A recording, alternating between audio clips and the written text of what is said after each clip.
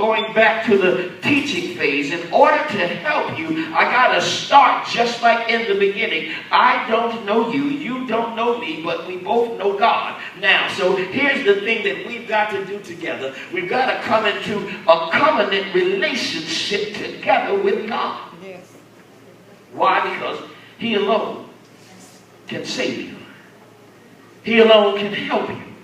He alone has already looked at you this morning. There are people this morning that you will come in contact with who will look at you and their eyes will see other than what God sees. They will make sure that their disdain in you is magnified. They don't even have to say it sometimes. They just cut their eyes at you like, ooh, look at him. Oh, look at her. How dare him? How dare her? But they don't know what you went through this morning to get there. They don't know that this morning that just getting up was such a heavy load. Lord have mercy. Just getting up. What do I mean? There have been mornings when I did not know what breakfast was going to be. Did not know where breakfast was coming from. If I am a father, now I have me, my wife, and my children not knowing where breakfast is going to come from. Getting up can be a heavy load. Amen, somebody.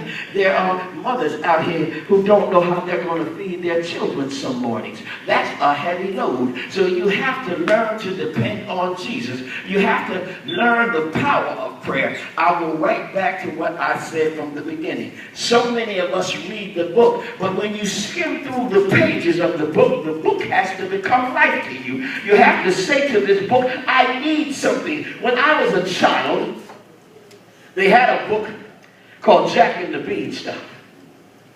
And you would open this book, and as they read to you, you would believe that from the pages that there leaped a beanstalk that sprouted out of this book, and this bean sprout went all the way up and it accessed a place where there were giants and everything was great. But from this book and reading and believing that Jack had a magic beanstalk, you began to think that the power that Jack got from the beanstalk came from the book. Well, this book has the same kind of power. There's power inside this book that has the ability to reach right up, amen, to heaven as well. It has the ability to make you a Superman without a phone booth. Amen? Make you a Superman. It has the ability to make you feel like you can fly. It does not make any difference, because understand, even Superman, while he's flying, he's all alone. So don't worry about who's with you, somebody. He can be with you when you're flying the same way that he's with you when you're thinking that dying is a way out. But death comes from the enemy. Amen? You ever seen somebody who's happy or in a good state of mind that feels good about themselves talk about killing themselves? That's not where that comes from. It's always in the darkest hour when things look like there's no way out, when job after job won't give you a chance. But how do you get a job? I have a drug problem. I have a drinking problem. I don't have a car. I don't have a stable home. I don't even have a telephone for you to call me on to give me the job back. So how do I get out of where I'm at? Jesus. thank you. One day at a time, one prayer at a time, amen. One day at a time, one prayer at a time. One day at a time, one prayer at a time. Why? Because you cannot outrun the power of prayer. It's not going to happen in God's timing until it's God's time. It's not going to happen in God's timing until it's God's time.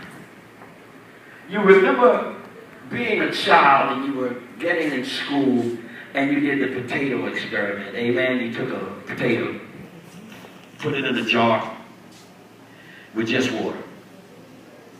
A couple of days, a few squiggly things came down, and now you got excited. Every morning you were running to the jar to see what change had occurred on the squiggly things. How many new squiggly things? Amen? We see the gospel works the same way. When you began to read that word, amen, there's not going to be an eye-apparent change. And how do I mean? You're not going to get any taller immediately. Amen, somebody? You're not going to look any different immediately. Amen, somebody? See, change is a process which starts on the inside. It has to start on the inside in order to reflect what's coming on the outside. When my inside gets good, then my outside looks good. How do I mean? Ever had any fruit? You look at fruit, you look at the outer case.